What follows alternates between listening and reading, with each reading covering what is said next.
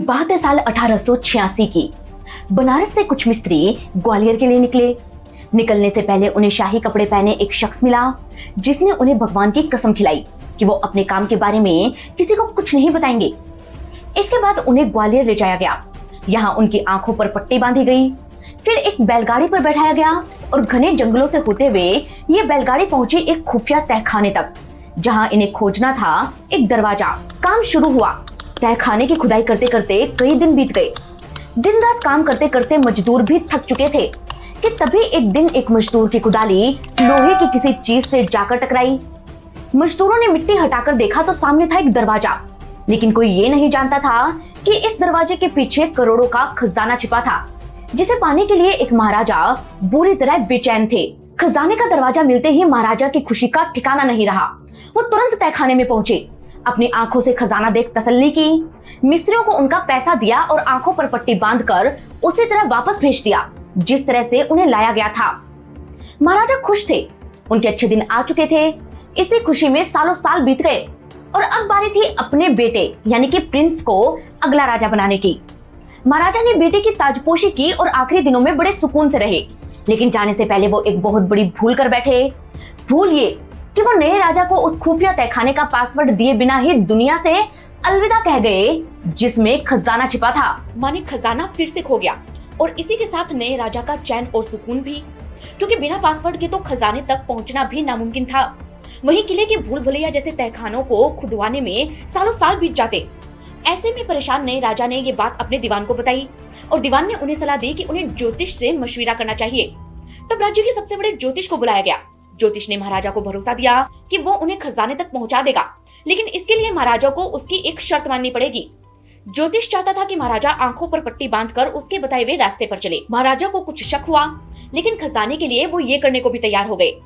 अब ज्योतिष मंत्र पढ़ते हुए आगे बढ़ता गया और महाराजा आंखों पर पट्टी बांधकर अंधेरे तहखाने में घुसते चले गए। तभी एक जोरदार आवाज आई जिसने महाराजा को चौकन्ना कर दिया। उन्हें लगा कि उनकी हत्या की ये साजिश है। ऐसे में उन्होंने अपने हाथ में पकड़ी छड़ी को जोर से घुमाया और ये छड़ी जा लगी उस ज्योतिष को। ज्योतिष वहीं पर ही ढेर हो गया और महाराजा ने आंखों की पट्टी खोली और हड़बड़ाकर बाहर निकलने के लिए आसपास की दीवारों को टटोलने लगे। तभी उनका हाथ एक खंबे पर पड़ा। हाथ लगते ही खंबा अपनी जगह से हिल गया और उसके पीछे मौजूद खजाने का दरवाजा सामने आ गया। महाराजा ने दरवाजा खोला और खुशी के मारे वो पागल हो गए। दरवाजे के पीछे था उनका बेशकीमती खजाना और इस खजाने में था क्या? खजाने में थी 40 लाख की मुद्राएं, जिनकी कीमत उस जमाने में 5.5 करोड़ के करीब थी, और थे 14,000 के करीब हीरे, 37,000 के करीब मोती, 11,000 माणिक और बहुत सारे बेशकीमती हार। इस खजाने को अलग अलग करके 3 जगहों पर छिपाया गया था, जिसका पासवर्ड फिर से ना खो जाए। इसलिए नए राजा ने पूरा खजाना निकलवाया, कैश में बदलवाया और इस पैसे को किया अलग अलग कंपनियों में इन्वेस्ट। इनमें सबसे बड़ी कंपनी थी टिस्को, जिसे हम टाटा स्टील के नाम से जानते हैं, और ये राजा थे ग्वालियर के महाराजा माधवराव सिंधिया, जो एक वक्त पर टाटा स्टील के सबसे बड़े शेयर होल्डर थे। उनका परिवार यानी कि सिंधिया रॉयल फैमिली आज भी पूरे देश में मशहूर है। सिंधियाओं के पास खूबसूरत महल, अरबों की दौलत, रॉयल लाइफस्टाइल तो है ही, ये राजनीतिक रसूख भी रखते हैं। महाराजा ज्योतिरादित्य सिंधिया खुद कैबिनेट मिनिस्टर हैं। उनकी बुआ वसुंधरा राजे सिंधिया 2 बार राजस्थान की मुख्यमंत्री रह चुकी हैं। वसुंधरा की बहन यशोधरा राजे भी कई बार मंत्री रही हैं। वहीं उनकी मां राजमाता विजय राजे सिंधिया तो जनसंघ की फाउंडिंग मेंबर थी। वहीं जनसंघ जो आगे चलकर देश की सबसे बड़ी पार्टी बीजेपी में कन्वर्ट हो गई। आज सिंधिया रॉयल फैमिली के बारे में कौन नहीं जानता दोस्तों, लेकिन क्या आपको पता है कि एक वक्त वो भी था जब सिंधिया राजा नहीं बल्कि पेशवा के सेवक हुआ करते थे। सिंधिया एम्पायर की नींव रखने वाले राणोजी सिंधिया खुद पेशवा की चप्पलों के साथ सोते थे। फिर ये ग्वालियर के राजा कैसे बने? कौन थे सिंधिया? कैसे इन्हें मिला ग्वालियर रियासत का राज? कहां से आया सिंधियाओं के पास अरबों रुपए का शाही खजाना? और क्यों सिंधियाओं ने 1857 की क्रांति के दौरान झांसी की रानी की बजाय अंग्रेजों का साथ दिया? दोस्तों, इतिहास का एक दौर वो भी था जब दिल्ली तक सिंधियाओं का कंट्रोल था। सिंधिया किंग महादजी राव तो इतने ताकतवर थे कि दिल्ली का बादशाह अपनी सुरक्षा के लिए महादजी से मिन्नतें करता था। सालों तक सिंधिया राजघराने के लोग ताजमहल को गेस्ट हाउस की तरह यूज करते थे। फिर अंग्रेजों ने इन्हें हराकर अपना गुलाम कैसे बनाया? क्या है कहानी ग्वालियर फोर्ट की, जहां मुगल बादशाह अपने रिश्तेदारों को अफीम पिलाकर उनका मर्डर करवाया करते थे? और क्या कहानी है सिंधियाओं के उस श्राप की, जिस वजह से इस राज परिवार को वारिस नहीं मिलता? दोस्तों, इन सभी सवालों का जवाब छिपा है इतिहास की दिलचस्प कहानियों में, जिन्हें जानने के लिए हमें चलना होगा हार्ट ऑफ हिंदुस्तान, मध्य प्रदेश के देश की राजधानी दिल्ली से करीब 350 किलोमीटर दूर नॉर्थ एमपी में बसा है ग्वालियर। चंबल घाटी के पास बसा ये शहर आज फेमस है अपने चंदेरी सिल्क, बाटोलाई डोल और हैंडीक्राफ्ट्स के लिए, लेकिन इतिहास में इसे जाना जाता है मशहूर गायक तानसेन और ग्वालियर फोर्ट के लिए।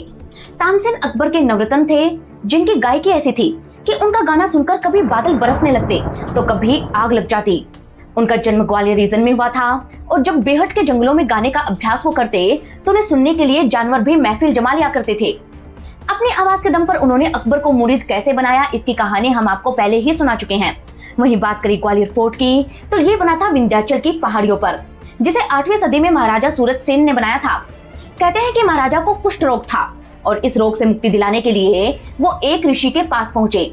ऋषि ने अपने तप के बल पर उनकी बीमारी ठीक कर दी, जिससे खुश होकर सूरत सेन ने ऋषि के नाम पर ही अपने किले का नाम रख दिया। ऋषि का नाम था ग्वालिपा और किले का नाम पड़ा ग्वालियर। ग्वालियर फोर्ट गोपगिरी पहाड़ी पर था, जो कई किलोमीटर तक फैला था और इतना खूबसूरत था कि खुद मुगल बादशाह बाबर ने इसे भारत के किलों के हार में जड़ा मोती कहा था। ग्वालियर किले का सबसे खूबसूरत महल था मान मंदिर, जिसे राजा मानसिंह तोमर ने अपनी रानी मृगनयनी के लिए बनवाया था। लेकिन इसी महल के नीचे थे संकरी गलियों वाले ऐसे खुफिया तहखाने जहां सूरज की रोशनी तक नहीं पहुंचती थी। इतिहास बताता है कि मुगलों ने इन तहखानों का इस्तेमाल बहुत ही खतरनाक तरीके से किया। अब वो कैसे? तो इतिहास कहता है कि अलग अलग राजाओं से होता हुआ ग्वालियर फोर्ट मुगलों के हाथ लगा। तब मुगलों ने इस किले के तहखानों को भयानक जेल में तब्दील करवा दिया। इन जेलों में मुगल बादशाह अपने दुश्मनों को नहीं बल्कि अपने सौतेले भाइयों और बेटों को रखते, ताकि उनका तख्त सुरक्षित रहे। और सबसे बड़ी बात तो ये थी कि इन जेलों से भागने का कोई स्कोप ही नहीं था। यहाँ मुगलों के जल्लाद पहले तो आंख पर पट्टी बांधकर कैदी को लाते, फिर उन्हें जंजीरों से बांधकर जबरदस्ती अफीम पिलाते ताकि वो नशे में धुत रहे और बादशाह के खिलाफ कोई साजिश न रच पाए। इसके अलावा इन्हें टॉर्चर भी किया जाता। किसी को होल में बंधे लोहे के छल्लों से लटका दिया जाता, किसी की आंखें फोड़ दी जाती तो किसी की जुबान खींच ली जाती। और सबसे बड़ी बात तो ये थी कि यहाँ से कैदियों की चीखें तक बाहर नहीं जाती थी। इस तरह मुगलों के दौर में ग्वालियर फोर्ट मशहूर भी था और बदनाम भी। लेकिन फिर ये सिंधियाओं के हाथ कैसे आया, ये जानने से पहले आपको जानना जरूरी है कि खुद सिंधिया कहाँ से आए। सिंधिया मानी सिंध का रहने वाला, वही सिंध जो आज पाकिस्तान में है। सालों पहले ये भारत का हिस्सा हुआ करता था, जहाँ से कुछ लोग महाराष्ट्र में आकर बस गए। ये रहते थे सतारा और आसपास के गाँव में और यहाँ करते थे खेती। सिंध से आने के कारण लोकल लोग इन्हें शिंदे कहते थे। शिंदे से ये सिंधिया बन गए और इन्हीं में से एक किसान थे राणोजी सिंधिया, जो सतारा के पास कनेरखेड़ा गांव में रहते थे। अब राणोजी करते तो खेती थे, लेकिन स्वभाव से वो एक योद्धा थे। इसी वजह से वो पहुंचे पुणे के पेशवा बाजीराव के दरबार में। वो पेशवा की सेवा करना चाहते थे और पेशवा को हुनर की पहचान थी, इसलिए उन्होंने राणोजी का हुनर पहचाना और तुरंत उन्हें अपना सेवक बना लिया। कहते हैं कि राणोजी ने भी पूरे मन से पेशवा की सेवा की। वो हर जंग में उनके साथ जाते, उनका ख्याल रखते और यही कारण था कि पेशवा उनके स्वामी भक्ति से काफी खुश थे। कहते हैं कि एक रोज जब पेशवा ऐसे ही किसी जंग पर थे तो रात भर आराम करने के बाद वो सुबह अपने तंबू से बाहर निकले। तब उन्होंने देखा कि राणोजी उनके चप्पलों के साथ सोए थे। ये देख पेशवा का मन भर आया। वो राणोजी से बेहद खुश हुए और उन्हें सेवक से अपना रक्षक बना लिया। यहीं से राणोजी के हाथ में तलवार आ गई, माने उन्हें जंग लड़ने का मौका मिल गया। उन्होंने पेशवा के लिए एक के बाद एक कई जंगों को जीता, जिससे प्रभावित होकर पेशवा ने उन्हें मालवा विजय अभियान पर भेज दिया। ये राणोजी की लाइफ का सबसे बड़ा टर्निंग पॉइंट था, क्योंकि अब उनकी किस्मत उन्हें राजा बनाने वाली थी। वो ऐसे कि पेशवा अपने उन सरदारों में जीता हुआ इलाका बांट देते थे जो जंग पर जाते थे। अब मालवा बहुत ही रिच प्रोविंस था और पेशवा ने इसे जीतने के लिए मल्हारराव होलकर और धनाजी जाधव के साथ राणोजी सिंधिया को भी भेज दिया। इन तीनों मराठा सरदारों ने मालवा जीतकर पेशवा का गौरव बढ़ा दिया, जिससे खुश होकर पेशवा ने मालवा का इलाका इन तीनों में बांट दिया। इस तरह मालवा के 1/3 हिस्से का कंट्रोल राणोजी सिंधिया को मिल गया और इसी के साथ कल का मामूली किसान आज एक राजा बन गया। इसी राजा ने महान सिंधिया एम्पायर की नींव रखी। राणोजी ने उज्जैन को अपनी राजधानी बनाया। महाकाल का मंदिर भी उन्होंने ही बनवाया। वो लगातार आसपास के छोटे छोटे इलाकों को जीतते गए, लेकिन पावरफुल बनने के बावजूद भी उन्होंने कभी पेशवा से गद्दारी नहीं की। यही वजह थी कि पेशवा का राणोजी पर भरोसा बढ़ता गया और उन्होंने आसपास के जागीरदारों से टैक्स वसूलने का जिम्मा भी राणोजी को ही दे दिया। इससे राणोजी के पास खूब पैसा इकट्ठा हो गया और यहाँ से उन्होंने बनाई अपनी खुद की सेना। नर्मदा के नॉर्थ में राणोजी ने अपना कैंट बनाया। देखते ही देखते उन्होंने चंबल से लेकर बुंदेलखंड तक अपना एम्पायर फैला लिया। वो और भी आगे जाते, लेकिन इससे पहले ही वो दुनिया छोड़ गए और अगले राजा बने उनके बेटे जयप्पा जी सिंधिया।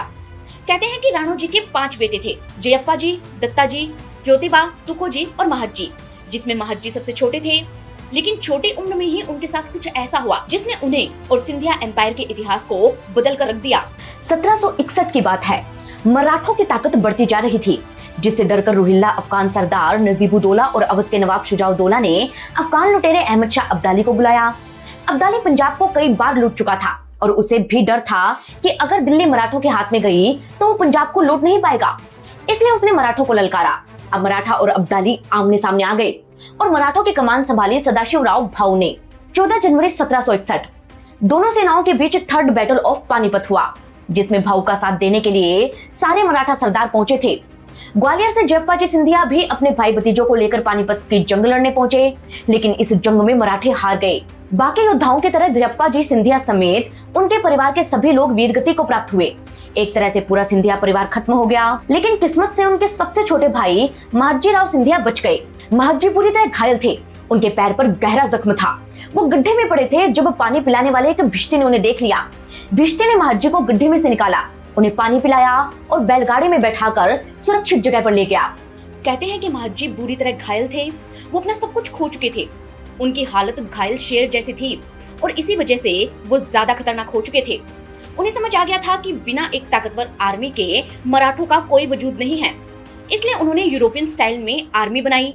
उन्होंने अपनी सेना में फ्रेंच आर्मी कमांडर्स को भर्ती किया और देखते ही देखते 16 बटालियन, 500 तोपे और 1 लाख से ज्यादा घुड़सवार भर्ती कर लिए। कहते हैं कि महदजी की सेना इतनी बड़ी थी कि खुद दिल्ली का बादशाह रक्षा के लिए महदजी से मिन्नतें करता था। अब वो क्यों? तो इसकी कहानी जानने के लिए हमें 18वीं सदी में चलना होगा, जब दिल्ली का बादशाह था शाह आलम II। शाह आलम एक कमजोर बादशाह था। उसकी असली ताकत उसके वजीरों के हाथ में थी।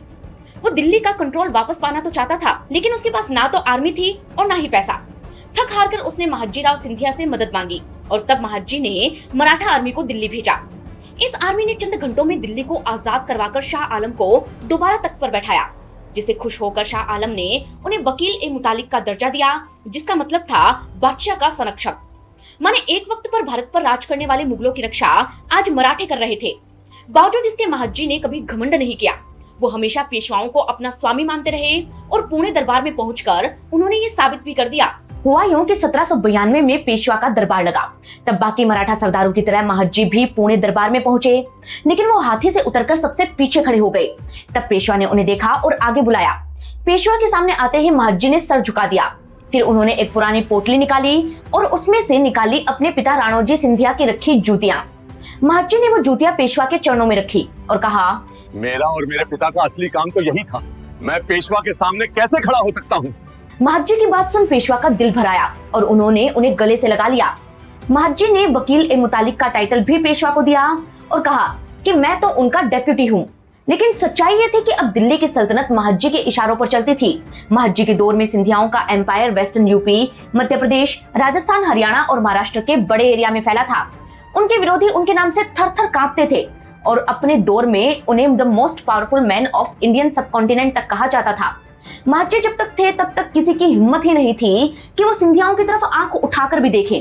लेकिन 1794 में टाइफाइड होने के कारण महदजी दुनिया छोड़ गए और उनके बाद राजा बने उनके बेटे दौलत राव सिंधिया। अब दौलत राव के जन्म की भी एक कहानी है, जिसकी वजह से सिंधिया रॉयल फैमिली को एक भयानक श्राप मिल गया।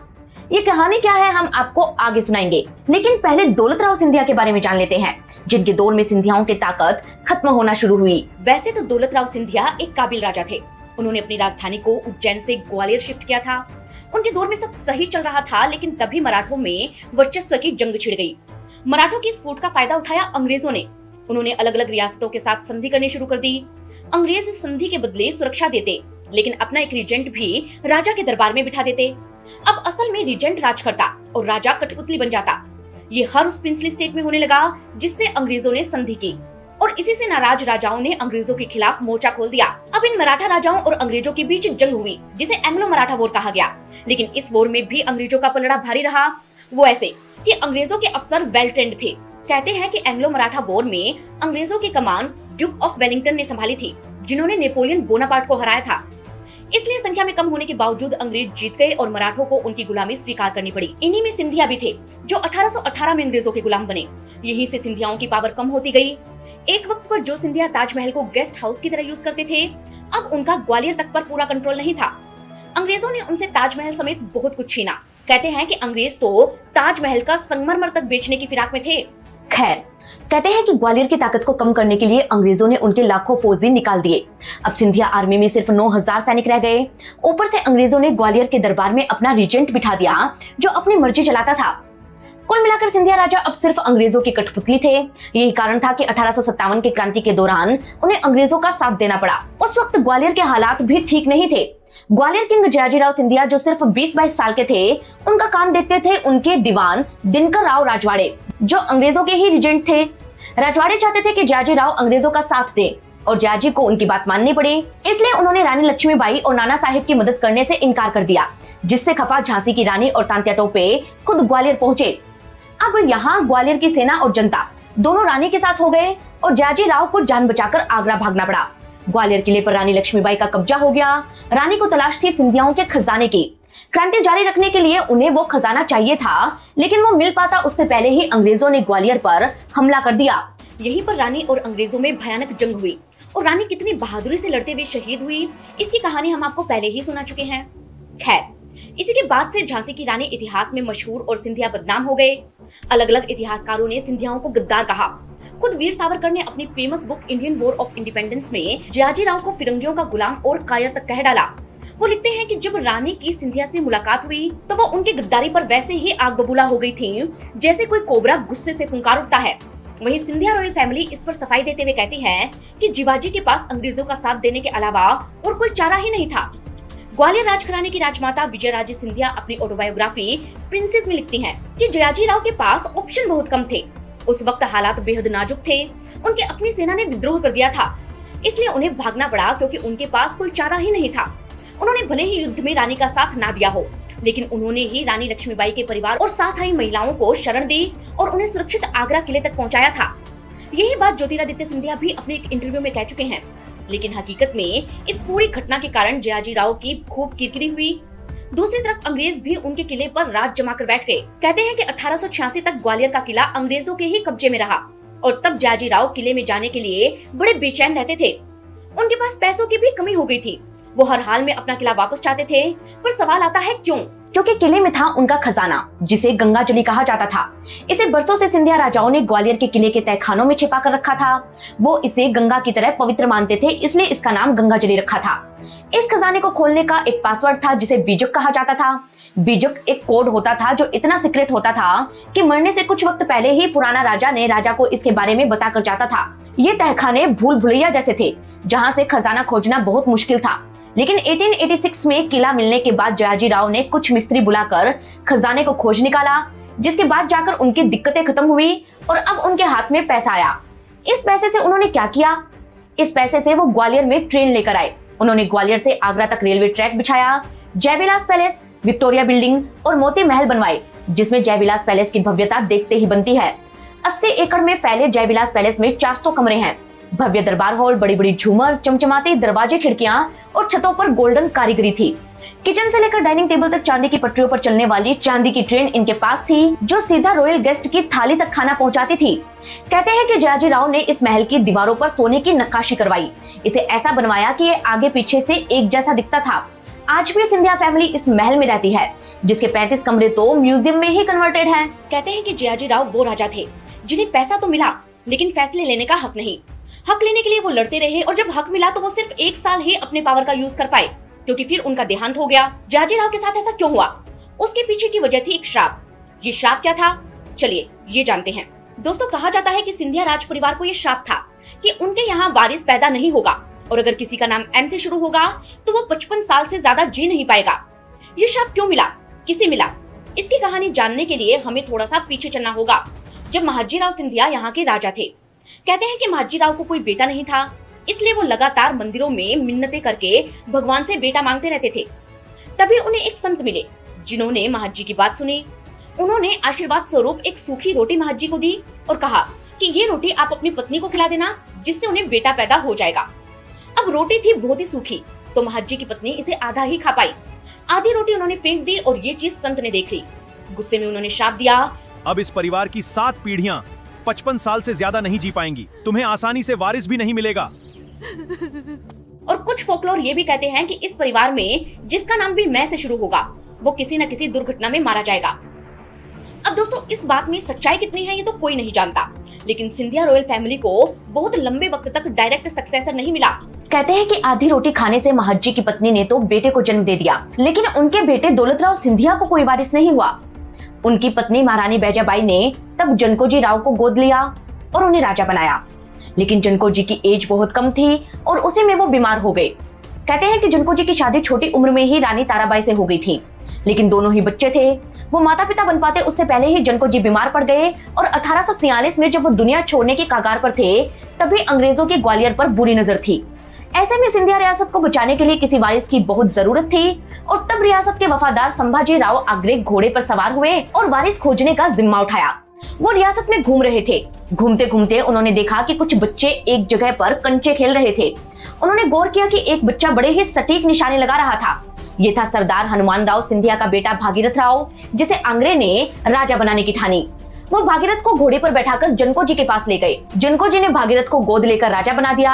ये ही थे जयाजी राव सिंधिया, जिन्हें राजा का अधिकार मिलने में 28 साल लग गए। ऐसा इसलिए क्योंकि जब राजा बने तो जयाजी राव की उम्र 8 साल और उनकी मां ताराबाई यानी कि राजमाता की उम्र सिर्फ 14 साल की थी, यानी कि दोनों ही बच्चे थे। ऐसे में अंग्रेजों ने उन्हें रूलिंग राइट्स देने की बजाय अपने एक एजेंट को यहाँ बैठा दिया। यही थे दिनकर राव राजवाड़े, जो ग्वालियर के दीवान बने। ग्वालियर में उनकी ही चलती थी और उनके कहने पर ही जयाजी ने झांसी की रानी को धोखा दिया। बावजूद इसके अंग्रेजों ने उन्हें खूब परेशान किया। उन्हें उनके अधिकार नहीं दिए गए और किला भी उनसे छीन लिया गया। काफी कोशिशों के बाद 1885 में जाकर उन्हें राजा का अधिकार मिला और इसके लिए भी 1857 में भी क्रांति के नुकसान के भरपाई के तौर पर उन्हें अंग्रेजों को 15 लाख रुपए देने पड़े। 1886 में उन्हें अपना किला और खजाना वापस मिला, जिसके बाद उन्होंने ग्वालियर को डेवलप किया। हालांकि जाने से पहले वो इस खजाने का बीजक अपने बेटे और नए राजा माधवराव सिंधिया को देना भूल गए, जिस वजह से माधवराव खजाना ढूंढते ढूंढते परेशान हो गए। जब उन्हें खजाना मिला तो उन्होंने इसे कैश करवाया और इन्वेस्ट कर दिया और बहुत से पैसे को उन्होंने ग्वालियर के डेवलपमेंट में भी यूज किया। कहते हैं कि उस दौर में सिंधियाओं के पास इतना खजाना था कि कई सालों तक तहखाने खुलते रहे और खजाना मिलता रहा। एक ब्रिटिश अधिकारी कर्नल बैनरमैन ने भी ग्वालियर किले में कई तहखानों की खोज की थी। 1889 में लंदन के एक अखबार द स्पेक्टेटर ने भी अपनी एक रिपोर्ट में लिखा कि ग्वालियर में जो खजाना मिला है वो इतना बड़ा है कि अब तक हमने सिर्फ उसकी कहानियां ही सुनी थी। खजाने से मिले पैसे से ही महाराजा माधवराव सिंधिया ने super famous the Scindia school बनवाया। ग्वालियर से मुरैना तक उन्होंने रेलवे ट्रैक बनवाया। वो एक प्रोग्रेसिव राजा थे, लेकिन उनकी सबसे इंटरेस्टिंग स्टोरी थी प्रिंसेस इंदिरा राजे के साथ। इतिहास बताता है कि गायकवाड़ राजघराने की राजकुमारी थी इंदिरा राजे, जिनकी शादी उनके पिता महाराजा सियाजीराव गायकवाड़ ने माधवराव सिंधिया से तय की थी। दोनों की शादी भी होने वाली थी, लेकिन इससे ठीक पहले ही दिल्ली दरबार लगा। इंदिरा भी अपने पिता के साथ दिल्ली दरबार में पहुंची, जहां उन्होंने देखा कूच बिहार के राजकुमार प्रिंस जितेंद्र नारायण को। कहते हैं कि दोनों को पहली नजर में ही प्यार हो गया और उन्होंने माधवराव सिंधिया से सगाई तोड़ दी। अब यहाँ बहुत बड़ा बवाल होने वाला था, लेकिन महाराजा माधवराव ने समझदारी दिखाई और चुपचाप सगाई तोड़ने को मान गए। फिर इंदिरा की शादी जितेंद्र नारायण से कैसे हुई, कैसे वो कूच बिहार की महारानी बनी, कैसे उन्होंने त्रिपुरा को पाकिस्तान में जाने से बचाया और कैसे उनकी बेटी महारानी गायत्री देवी जयपुर की महारानी बनी, इसकी दिलचस्प कहानी हम आपको पहले ही सुना चुके हैं। खैर, इस घटना के बाद महाराजा माधवराव की शादी महारानी गजाराजे से हुई और इनके बेटे थे महाराजा जिवाजीराव सिंधिया। 1948 तक जिवाजीराव ग्वालियर के राजा रहे, जिनकी रानी थी ठाकुर महेंद्र सिंह की बेटी दिव्येश्वरी यानी कि विजयाराजे सिंधिया। कहते हैं कि 1947 में जिवाजी ने ग्वालियर का विलय भारत में कर दिया और 31 अक्टूबर 1956 तक वो राजकाज संभालते रहे, लेकिन नेहरू उनकी राजनीति में एंट्री करवाना चाहते थे। पर ऐसा क्यों? तो इसके पीछे भी एक दिलचस्प कहानी है। तो बात ये थी कि आजादी के वक्त तक ग्वालियर हिंदू महासभा का गढ़ बन चुका था। महाराजा जिवाजीराव और विजयराजे आरएसएस को सपोर्ट करते थे और यही बात जवाहरलाल नेहरू को पसंद नहीं थी। उन्हें ग्वालियर पर आरएसएस का स्ट्रॉन्ग होल्ड तोड़ना था। इसलिए 1956 में जब जिवाजीराव बॉम्बे गए तो पीछे से नेहरू ने महारानी विजयराजे से मुलाकात की और उन्हें समझाया कि जिवाजीराव को कांग्रेस ज्वाइन कर लेनी चाहिए। हालांकि विजयराजे ने उन्हें साफ किया कि उनके पति का पॉलिटिक्स में कोई इंटरेस्ट नहीं है और न ही वो हिंदू महासभा को फंड देते, लेकिन नेहरू माने नहीं और उन्होंने गोविंद वल्लभ पंत और फिर लाल बहादुर शास्त्री को उन्हें मनाने भेजा। जिसके बाद जीवाजीराव मान गए और खुद खड़े होने के बजाय उन्होंने अपनी वाइफ विजयाराजे सिंधिया को गुना सीट से कांग्रेस के टिकट पर इलेक्शन लड़वाया। ये चुनाव विजयाराजे ने बड़ी आसानी से जीत लिया। इसके बाद वो ग्वालियर की सांसद बनी। 1957 का वो साल था जब सिंधिया परिवार की राजनीति में एंट्री हुई। ये एंट्री तो कांग्रेस से हुई, लेकिन फिर एग्जिट कैसे हुआ, इसकी कहानी शुरू होती है 1966 में। हुआ यूं कि उस साल मध्य प्रदेश में सूखा पड़ा, साथ ही ग्वालियर में आंदोलन कर रहे छात्रों पर पुलिस ने फायरिंग कर दी, जिससे कई स्टूडेंट्स मारे गए। डीपी मिश्रा उस समय मध्य प्रदेश के मुख्यमंत्री थे और इन दोनों मामलों पर उनसे बात करने के लिए राजमाता विजयाराजे उनसे मिलने गईं। लेकिन डीपी मिश्रा ने उन्हें एक मुलाकात के लिए घंटों इंतजार करवाया। मीडिया रिपोर्ट्स की माने तो डीपी मिश्रा राजघरानों से खार खाते थे। राजमाता को नीचा दिखाने के लिए उन्होंने उन्हें इंतजार कराया, जिसे राजमाता ने अपना अपमान माना। इसके बाद भी दोनों में कई बार अनबन हुई, जिस वजह से विजयाराजे ने कांग्रेस छोड़ दी। 1967 में उन्होंने गुना से निर्दलीय चुनाव लड़ा और जीता भी, जिसके बाद आरएसएस के कुशाभाऊ ठाकरे और प्यारेलाल खंडेलवाल ने उन्हें जनसंघ ज्वाइन करने के लिए कहा। तब राजमाता जनसंघ की फाउंडिंग मेंबर बनी। उन्होंने इस नई नवेली पार्टी को खूब सपोर्ट किया। इतना ही नहीं, अटल बिहारी वाजपेयी और उमा भारती जैसे उस वक्त के यंग लीडर्स का करियर भी राजमाता ने ही बनाया और उन्हीं का दबदबा था कि 1971 में इंदिरा गांधी लहर के बीच भी राजमाता भिंड से, उनके बेटे माधवराव गुना से और अटल बिहारी वाजपेयी ग्वालियर से जनसंघ के टिकट पर जीतने में कामयाब रहे। माने राजमाता कांग्रेस के धुर विरोधी थी, लेकिन फिर प्रधानमंत्री बनी इंदिरा गांधी, जो राजघरानों के सख्त खिलाफ थी। 1975 की इमरजेंसी के दौरान उन्होंने राजमाता विजयाराजे सिंधिया को जेल में ठुसवा दिया। वहीं उनके बेटे माधवराव सिंधिया गिरफ्तारी के डर से नेपाल भाग गए।